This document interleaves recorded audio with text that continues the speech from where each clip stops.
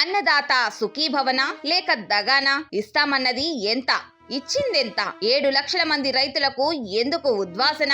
లెక్కలు తేరాలి, బకాయిలు చెల్లించాలి. చంద్రబాబు సర్కార్ పై బీసీవై పార్టీ నిప్పులు. అన్నదాత సుఖీభవ అంటూనే రైతుల గొంతు నులిమేలా చంద్రబాబు ప్రభుత్వం వ్యవహరిస్తుందని బీసీవై పార్టీ తీవ్ర స్థాయిలో మండిపడింది. రైతు రాజ్యమని గొప్పలు చెప్పుకునే ఈ ప్రభుత్వం క్షేత్రస్థాయిలో అన్నదాతను నిలువునా ముంచుతోందని ధ్వజమెత్తింది. ప్రతి ఒక్క రైతుకు ఏడాదికి 20,000 రూపాయలు చేతిలో పెడతామని హామీ ఇచ్చిన చంద్రబాబు ఇప్పటి వరకు కేవలం 14,000 రూపాయలు మాత్రమే అకౌంట్ లో వేశారు. ఈ 14,000 కూడా 5,000 ఒకసారి, మరోసారి 5,000, ఇప్పుడు 4,000 అంటూ విదుల్చుతూ వచ్చారు. ఇలా విడతల వారీగా విదల్చడం ఏ రకమైన న్యాయమని బీసీవై పార్టీ ప్రశ్నించింది. ఇంకా ఇవ్వాల్సిన 6,000 రూపాయల సంగతేంటి? ఈ 6,000 గురించి తర్వాత అసలు పోయిన ఏడాది ఇవ్వాల్సిన 20,000 ఎటుపోయాయి?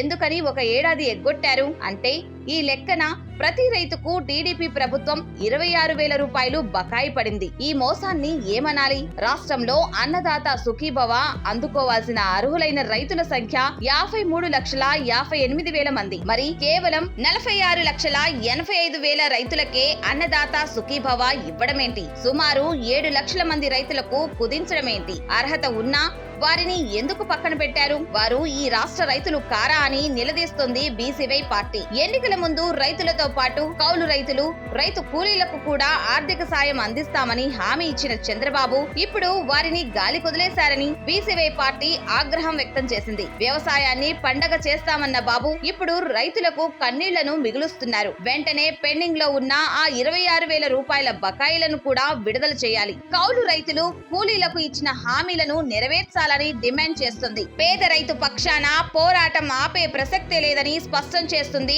BCY party.